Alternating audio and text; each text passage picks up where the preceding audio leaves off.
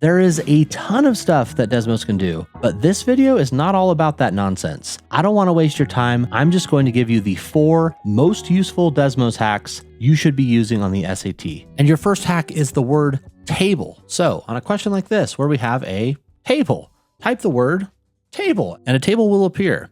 Now put in your points. Now, importantly, if we're dealing with something quadratic, we're going to need at least 3 points. So we're going to need to put all 3 of these guys.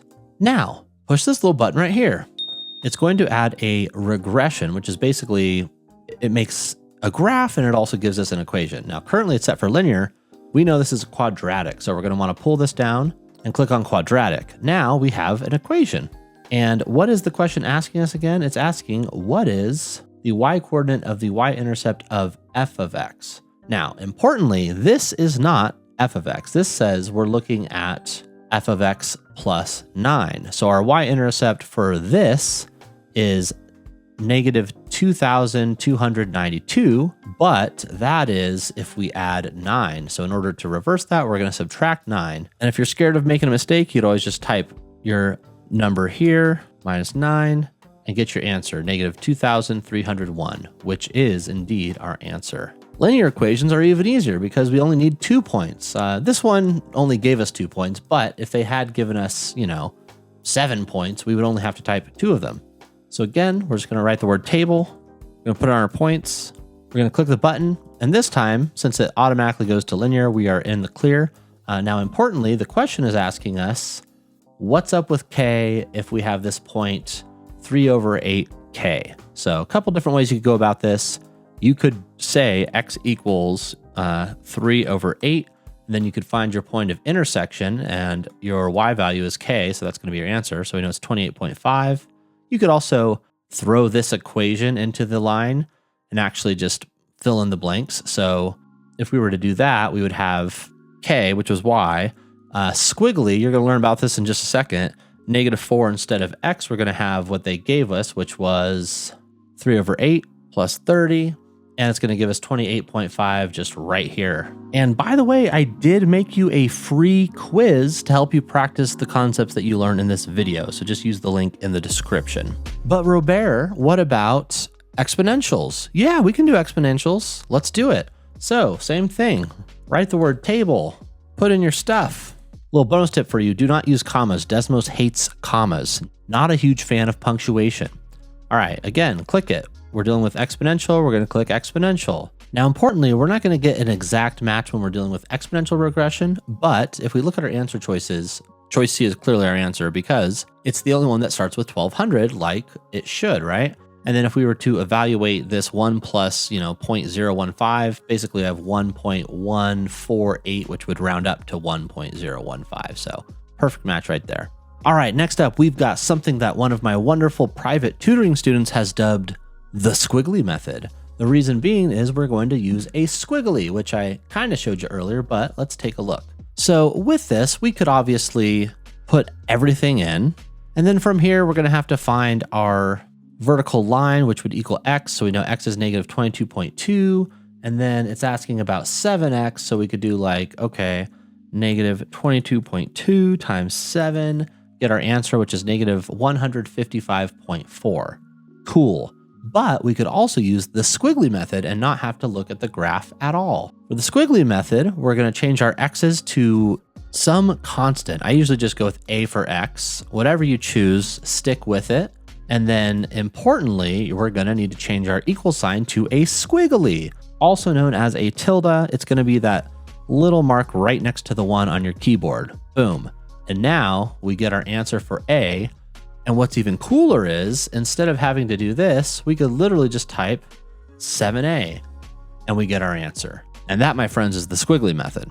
Now, of course, there is an advanced version of the squiggly method. If you're dealing with infinite many solutions, meaning x actually equals every possible value of x, and you have constants in the mix, you're going to want to do something a little bit more advanced with the squiggly method. So you're still going to start off by typing everything from the equation.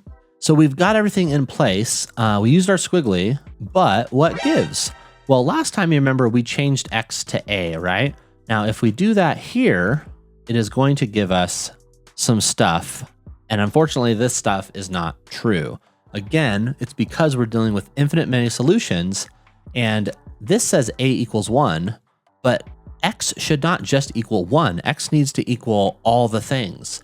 So instead, what we have to do is say that a equals random, and then we're going to put some number. 5 usually cuts it, but you could do 5, you could do 50, you could do 599. And you can see we're going to get some different values for C and D, and these are the real values for C and D. So this is how we would know that our answer for this one is 450. And you might be wondering, what the heck is this, man? So basically, since I said A needs to equal all the things, that is to say, X is supposed to equal all the different values of X, the command random is going to choose some random values, and then this number is going to be the number of values. So if I say random 1, it's only going to give us 1 random value for A.